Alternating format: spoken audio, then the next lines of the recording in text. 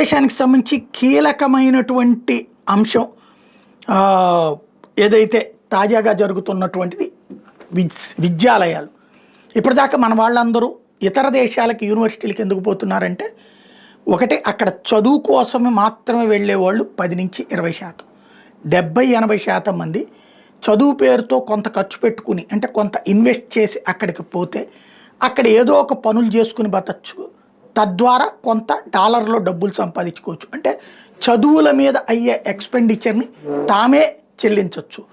ఆ పైన అక్కడ ఒకవేళ పెద్ద ఉద్యోగాలు రాకపోయినా ఇట్లాగే ఏ పిజ్జా సెంటర్లో పనిచేసినా, ఏ షాపింగ్ మాల్లో పనిచేసినా గంటకు $16 అంటే రోజుకు ఒక $200 సంపాదించుకోగలిగితే, నెలకు వచ్చేటప్పటికి $6,000 సంపాదించుకుంటే 6-8 వేసుకుంటే 4.5 లక్షలు, 5 లక్షల రూపాయలు. జాగ్రత్తగా రూపాయిని సేవ్ చేసుకుంటే ఇండియాలో 4,80,000 రూపాయల జీతం ఎవరికి లభిస్తుంది? ఇట్లాంటి పైన పనులు చేసే వాళ్ళకి లభిస్తుందా? లేదు కదా. కాబట్టి అట్లా చేద్దామన్న ఆస్పెక్ట్లో పోతూ ఉంటారు.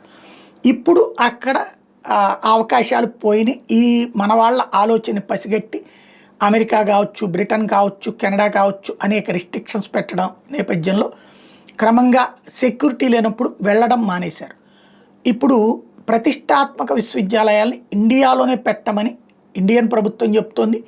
వాళ్ళు కూడా అక్కడ లాసెస్ అవుతాయి ఇండియన్స్ లేకపోతే, కాబట్టి ఇండియాలో పెట్టడానికి ముందుకు వస్తున్నారు.